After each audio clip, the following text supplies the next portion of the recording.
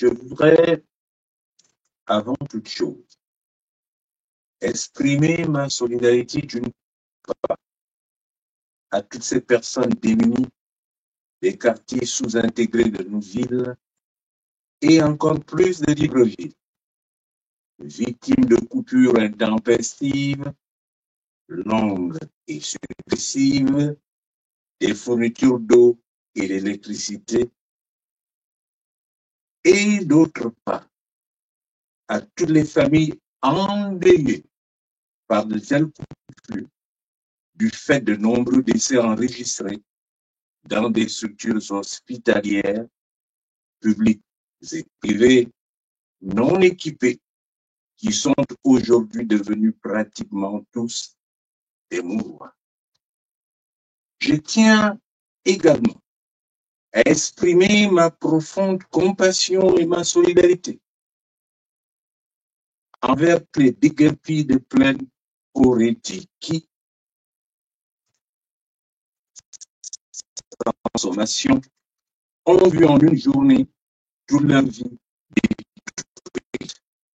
des veuves, des mères, des familles seules, des personnes âgées, des handicapés et des personnes en activité, parmi lesquels des parents proches, des amis, des connaissances, autant de personnes qui se retrouvent dans la rue en toute insécurité et soumis à la précarité, qui dorment désormais à ciel ouvert, privés de leur quotidien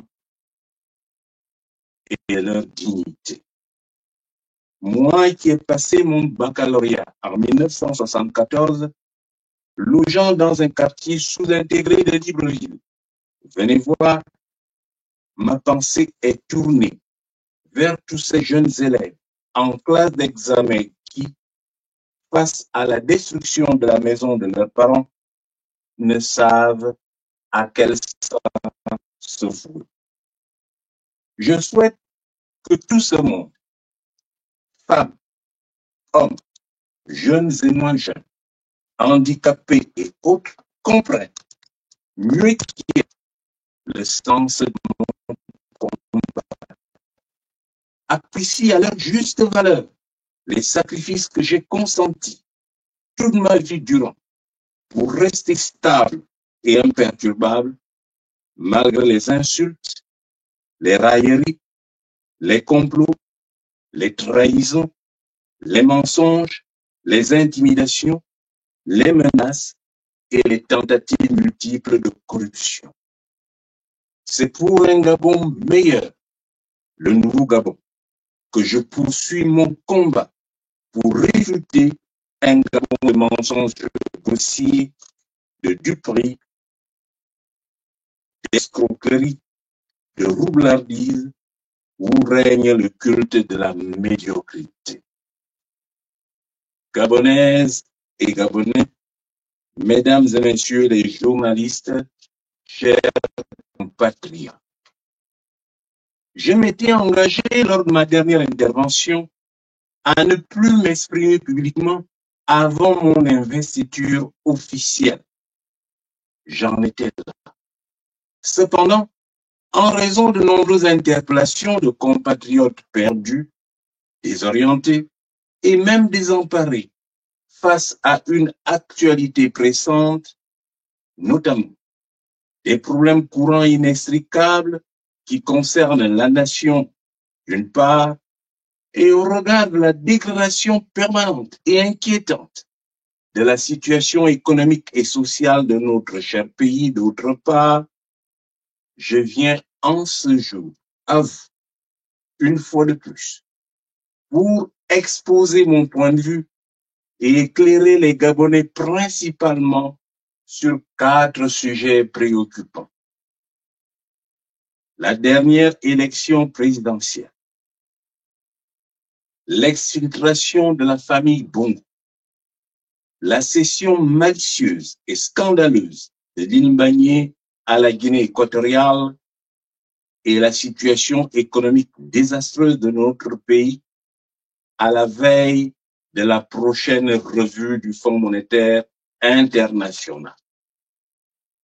Mes chers compatriotes, la dernière élection présidentielle organisée par le PDG-CTRI relève, comme tous les actes posés auparavant par le PDG-CTRI et son chef, simplement de l'imposture. Il n'y a pas eu élection présidentielle dans notre pays, mais un théâtre sur une scène de cooptation macabre et grossière du putschiste en chef. Ni dans sa forme organisationnelle, ni dans son fond, il ne s'est agi d'une élection. Même dans nos rêves les plus fous, jamais nous n'aurions pu penser qu'il en serait ainsi. On savait tous que le putschiste en chef était atteint de troubles de la personnalité narcissique, mais pas à ce point. On accordait même, pour cette raison, le bénéfice du doute à son entourage, autant qu'on prêtait un minimum de lucidité et de bon sens à tous ces sbires, corrompus et pourris jusqu'à la moelle, mais jamais on n'avait pensé que le putschiste en chef s'avancerait et oserait jusque-là. Tout ça pour ça, serait-on tenté de s'exclamer?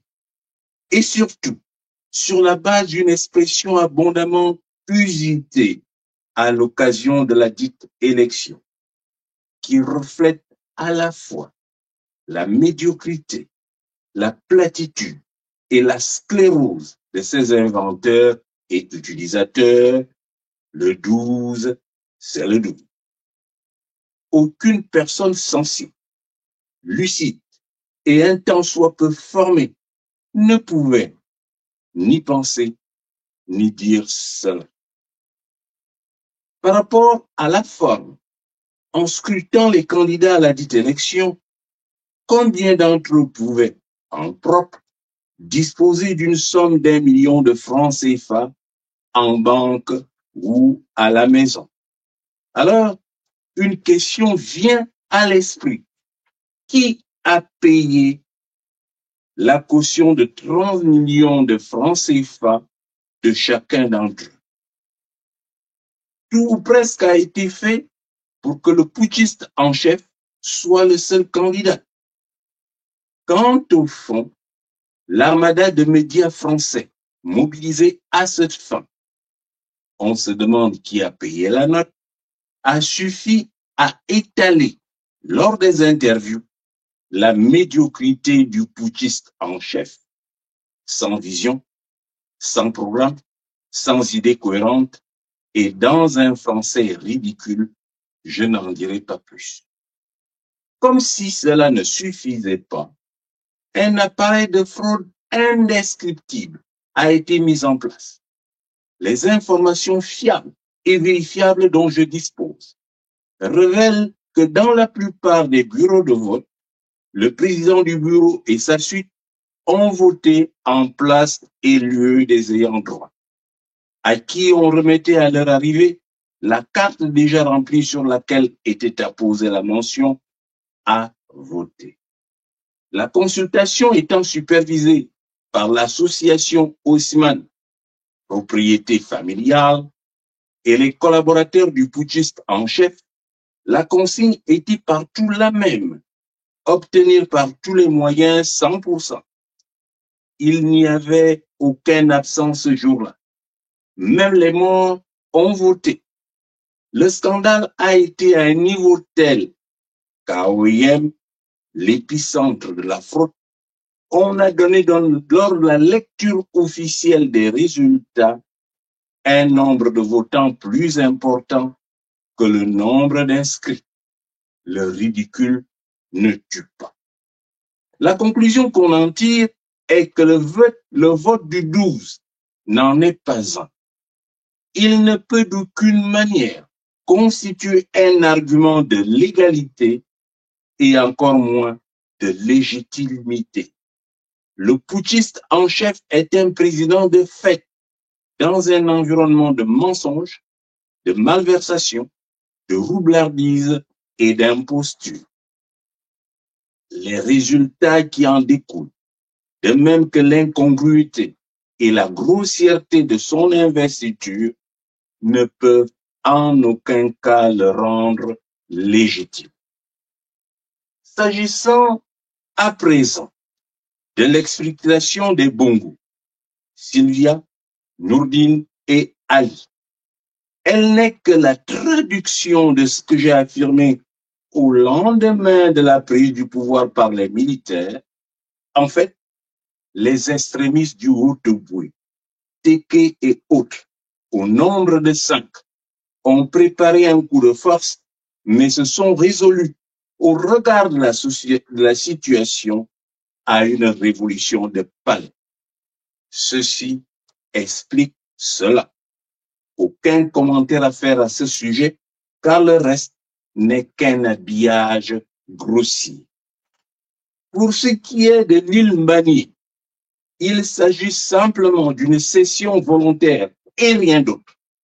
La décision de la Cour internationale de justice n'est qu'un artifice, du reste prévisible, au regard de la légèreté du dossier qui lui a été présenté par la partie gabonaise, de l'impréparation et de l'incompétence notoire des personnes commises, qui sont du reste des experts en toutes choses et spécialistes de toutes les matières de droit. Incroyable. Sur le plan du droit, l'arrêt de la Cour internationale de justice repose principalement sur 2 textes. Premièrement, le traité de Paris, signé le 27 juin 1900 entre la France et l'Espagne, relative aux possessions coloniales en Afrique, notamment au Sahara occidental et en Guinée équatoriale. Deuxièmement, la Convention de Montego Bay, signée le 10 décembre 1982, qui pose un cadre juridique sur les espaces maritimes en délimitant ce qui relève de la souveraineté des États d'une part et ce qui relève de la haute mer d'autre part. Au terme de la dite convention, tout État a le droit de fixer la largeur de sa mer territoriale, une largeur qui ne dépasse pas 12 000 marins, autrement dit 22 kilomètres. Or, par rapport au premier texte, le traité de Paris garantissait à la France le droit de préempter tous les territoires de Rio Muni si l'Espagne décidait d'y abandonner ou de vendre ses possessions.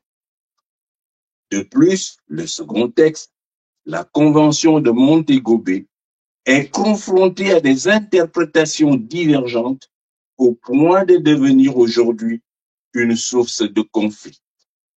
Il y a là suffisamment d'ingrédients pour qu'un juriste éprouvé, mieux encore, une équipe homogène, sérieuse et compétente puisse, avec aise, fonder un argumentaire conséquent pour que le Gabon ne soit pas dépossédé d'une partie de son territoire. Chers compatriotes, le problème des îles, et surtout de l'île Mbani, objet d'un conflit frontalier entre le Gabon et la Guinée équatoriale depuis la fin des années 60, est sérieux. Dans ce type de situation, il faut toujours se mettre dans la peau de son protagoniste pour mieux le comprendre et lui donner l'occasion de révéler ses préférences. En tout état de cause, la Guinée équatoriale sait très bien que, premièrement, pour rien au monde, le Gabon ne cédera l'île Mbani et qu'elle ne dispose d'aucun moyen politique, diplomatique, militaire et stratégique pour contraindre notre pays, le Gabon. Deuxièmement, un accord pour un règlement définitif du conflit a été trouvé en 1974. Des années plus tard, les 2 chefs d'État de l'époque sont parvenus à un nouvel accord auquel il ne restait qu'une chose, la traduction en actes. ce qui suppose, par rapport au Gabon, un chef crédible qui ait le respect de la parole donnée et qui soit lui-même capable de la faire accepter à son peuple en raison de la crédibilité dont il joue, parce qu'ayant été élu dans des conditions normales à une forte majorité. C'est là toute la difficulté. En effet, le putschiste en chef est un homme sans parole et qui, malgré ses 94% décrétés, n'a aucune crédibilité interne et erre par monts et par vous à la recherche d'un soutien qu'il ne trouve pas, car toutes les portes lui sont fermées. Dans de telles conditions, toute signature du putschiste en chef, un président par effraction, qui a été plus préoccupé de se faire appeler président que de s'approprier les dossiers urgents et importants de notre État, n'engage pas le Gabon et sera tôt ou tard remise en cause par le président qui viendra et on n'en sera qu'à la case débat. Pour ma part, en ma qualité de président élu et de ce fait détenteur exclusif de la légitimité populaire, l'Ilmanie est dans les autorités territoriales gabonaises et cela ne souffre d'aucune ambiguïté.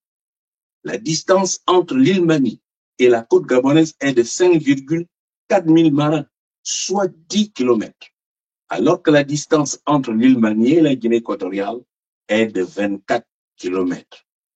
À cet effet, ni les trafics et les basses manœuvres d'un putschiste en chef zélé et incompétent, ni les justifications a posteriori et autres gesticulations d'une bande d'experts gonflés, en fait des ultra-crépidariens, ni le jugement de la Cour internationale de justice ne constitue une solution, encore moins une solution de seconde best.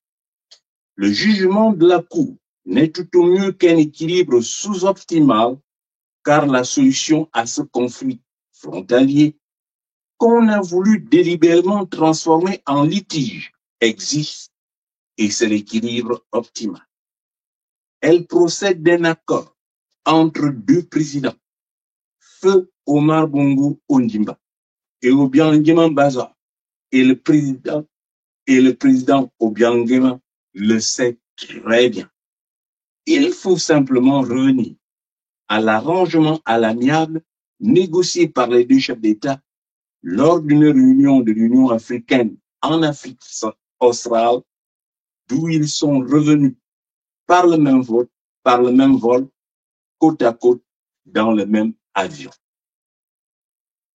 S'agissant enfin de la situation économique et sociale de notre pays, à la veille de la prochaine revue du Fonds monétaire international, elle est simplement désastreuse.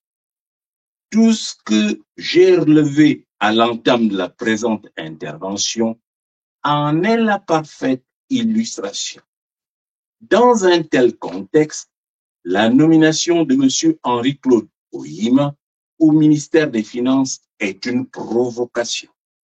M. Henri-Claude Oyima est d'ailleurs pris à son propre piège, car étant l'un des artisans de la révolution de Palais, il a été mis là par rapport aux promesses qu'il a faites et surtout à la maîtrise des dossiers dont il s'est toujours réclamé.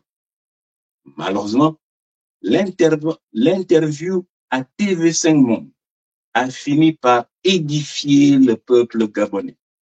Monsieur Henri-Claude Oyima est une calamité, sans fond, sans forme, sans rigueur et sans projet.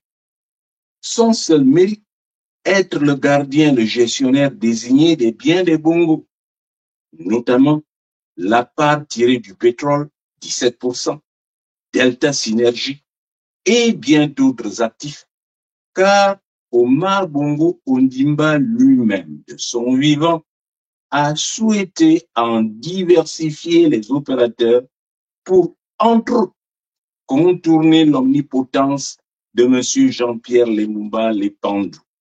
Rien de plus. Dès lors, Oyima n'a aucune idée précise du niveau de la dette gabonaise, du coût de la vie au Gabon, des conditions de vie réelles des Gabonais, de la situation scolaire et universitaire de notre pays, de sa situation sanitaire et notamment l'état de son plateau technique, du niveau de pauvreté et du degré de souffrance des Gabonais et encore moins la manière d'y remédier. Tout cela est bien loin des préoccupations de Sier Oyima qui est là juste pour défendre les intérêts du peuple. Tout ce qui précède amène à une seule conclusion. Le système Bongo PDG doit être démantelé et mis hors d'état de nuire. En plus de l'imposture, de l'impréparation et du manque d'aptitude pour la gestion d'un État, il y a la méchanceté du putschiste en chef et de ses sbires qui n'ont aucune empathie pour nos populations. Chers compatriotes, le pire est à venir si le putschiste en chef devait encore, ne serait-ce que pour 4 mois, rester à la tête de notre État. Qu'il retourne illico d'où il vient. La lotta continue. Hasta la victoria siempre. Je vous remercie.